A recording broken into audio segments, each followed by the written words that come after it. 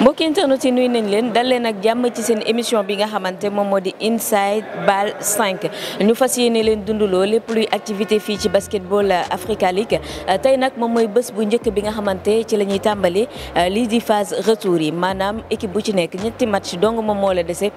pour nga xam ndax di nga mën a qualifié wu ci li nga xamante moom moo di final 8 waaye bis bi tey dafa am spécialité parce que tey basketball Africa League dafa fas yéene célébrer spécial olympique célébrer li nga xamante moom moo di inclusion maanaam amul xàjj ak seen sport ñëpp la soxal li ni mel moom moo daal di tax mu daal di invité waa spécial olympiques ñoom ñi nga xamante fësal nañ seen bopp ci Jeux mondiaux d'hiver yi nga xamante amoon na ca Turin jëlee fa woon ay raaye basketball Africa League bi nga xamante dafa am partenariat ak spécial olympiques ba fay jël ay ndaw di leen boole ci staff mi tey ñoom la fas yéene célébré ñu seetaan activité bi nga xamante basketball Africa League amal na ko ak waa spécial olympiques réaction Amadou Gallo Fall waaye itam représentant wu spécial olympiques bi daal di ñëwaat ci plateau Inside BAL 5.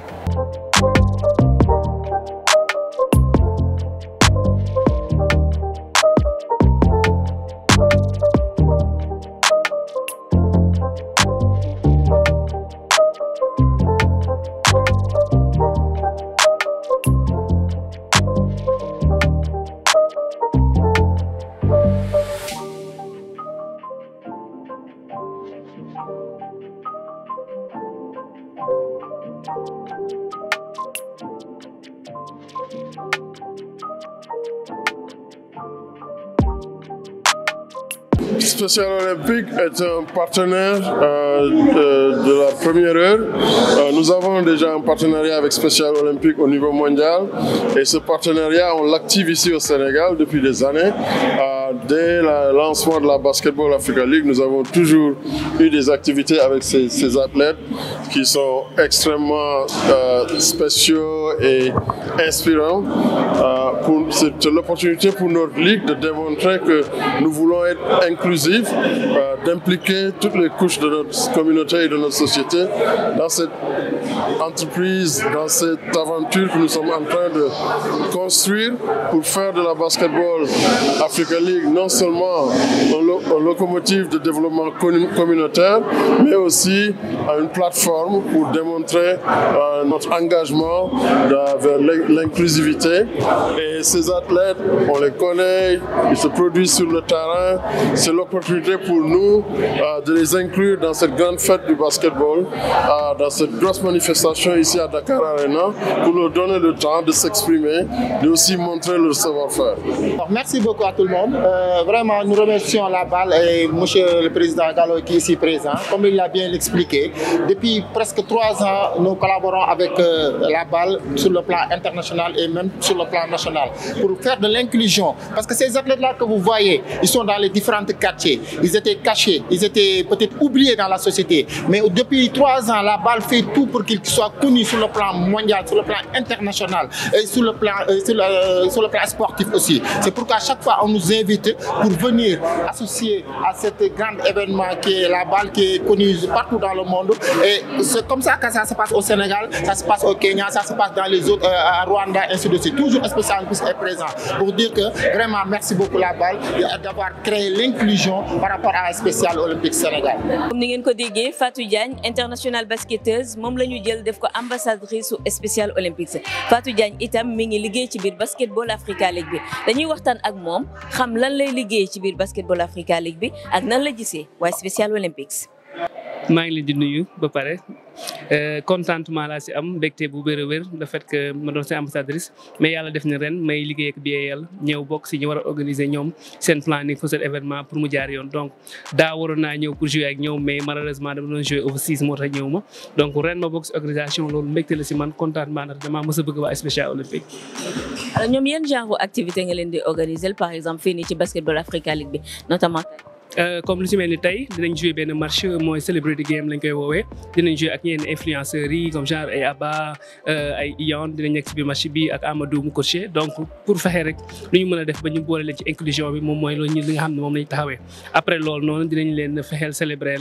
bi ñu demee Turin gagné nañu fa médaille d'argent ak médaille bronze ci compétition danse bi ñu doon def foofu noonu donc dinañ leen fexe ñu def performance bi fii ci deuxième match bi incha allah. Basketball Africa League dafa jël li nga xam te moom moo di inclusion def ko tey au cœur de ses activités tey jii nii yow nan nga gisee loolu ak lan moo tax nga am benn sentiment particulier pour spécial olympique.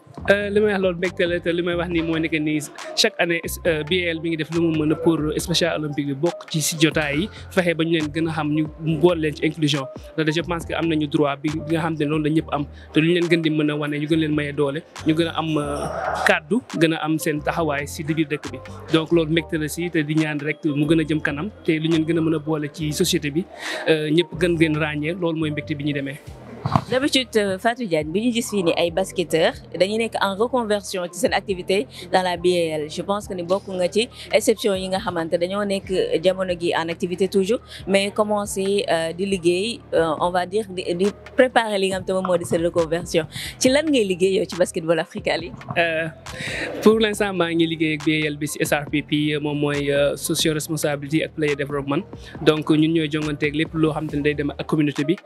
lépp loo xam te ne dañuy fexe ñu def ay camp de basket U23 U18 U16 yi donc ñun ñooy def clinique yi yooyu noonu yëpp ñun ñooy fexe lépp loo xam ne dafa ne ci biti ñu war a boole communauté bi ñu ñëw bokk ci BAL loolu la ñuy def te li comme spécial olympique ci la bokk ak ñeneen ak yeneen lépp luy inclure communauté bi dañuy fexe ci loolu la ñuy liggéey. mën nga ñëwaat ci sa parcours sport et études yan jàng nga def tey jii ni ba mu permettre la ngay mën di liggéey ci BAL bi parce que tey moom ñëw pour basket da ngay liggéey. donc ñëwuma en tant que basketteuse mais dama ñëw en tant que membre BAL bi donc lu muy mbégte loo xam te ne nii lu ma bëgg Sénégalais sportif yi gën cee bàyyi xel mooy étude sport bi c'est très important munoo dem sans les études munoo dem sans sport bu dee munoo boole ñaar yëpp ndaxte da nga war a xam ni carrière bi surtout rawatina ñun jigéen ñi carrière bi dafa gàtt donc da nga war a bàyyi xel ni suba lan nga war a def bu carrière bi jeexee donc c'est très important ñu refléter lan lañ def donc looloo tax sama ñëw si BAL bi pour mën a xam après sama carrière lan laay def ndaxte ci ngay mën a xam yoon yi xam sa strength ak sa weakness.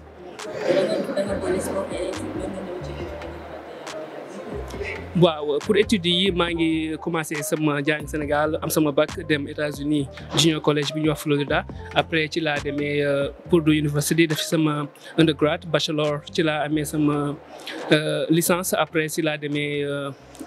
Houston pour sama master degree donc le fait que ma ñëwaat fii nii maa ngi doon basket maa ngi nekkoon Brésil fa laa jógee après ma joué Ville de Dakar ci afro club bi donc mais bi ma amee option bi war a ñëw jógee ci BAL bi ma ne pourquoi pas. sama sœur bi c'est spécialisé en quoi. sama sœur bi spécialité bi la. ressources humaines waaw. Fatou dernière question juste message boo xamante moom ngay lancé xale yi nga xamante jamono gi ñi ngi def basket wala bëgg nañoo def basket wala jigéen ñi nga xamante bëgg nañu tey intégrer ay postes de décision ci biir sphère on va dire sport de façon générale. li ma leen di conseiller mooy surtout discipline foog nga am benn vision mooy lan nga bëgg a def c'est sûr que ñëpp dinañ la wax lan nga bëgg a def que basket rek dañ ci génn jàngal mais yow da nga war a xam lan nga bëgg ak lan nga war a apporter société bi c'est très important surtout rawatina jigéen ñi dañoo war a fexe lu ñu mën a defee def jàng def étude def basket bi ndax ñu mën a suba ñu boole ci bokk ci nit ñi ñuy tudd ëllëg c'est très important mais surtout li koy maye mooy discipline. Merci beaucoup Fatou.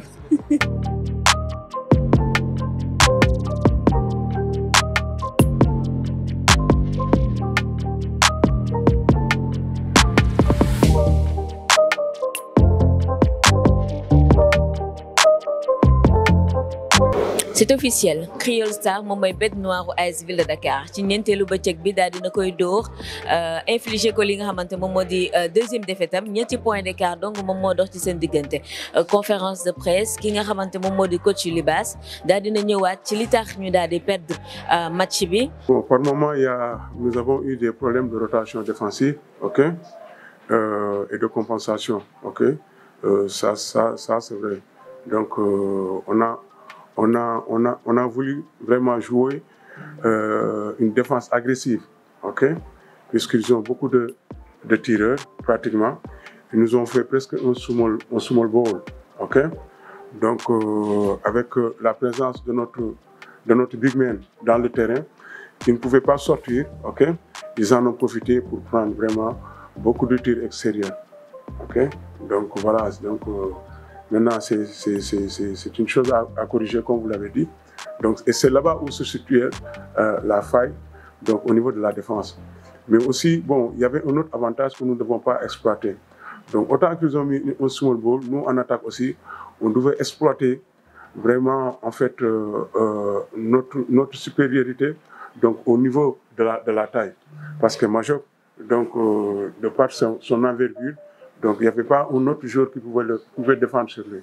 Mais on n'a pas su vraiment exploiter malgré bon, voilà. Donc je pense que c'est là-bas où vraiment le déséquilibre s'est fait sentir. Match boo xamante par prolongation nga ko perdre à 3 points d'écart alors que ci biir at times bi sax jëfoon nga li nga xamante moom moo di égalisation bien sûr kon AS Ville de Dakar tey dina am ay regrets comme ni ko Mamadou Sakho waxee ci conférence de presse bi. Je dis alhamdulillah d'avoir débuté le match et de le terminer en bonne santé et tous mes coéquipiers aussi. Donc des regrets oui. J'en ai parce que chaque jour, quand il joue un match, c'est pour la gagner. Donc, je regrette peut-être le fait qu'on ait perdu. Et on va peut-être dire pour les prochains matchs parce qu'on a encore 2 chances de se qualifier contre le Pétrole Luanda et le Monastir. Donc, je pense que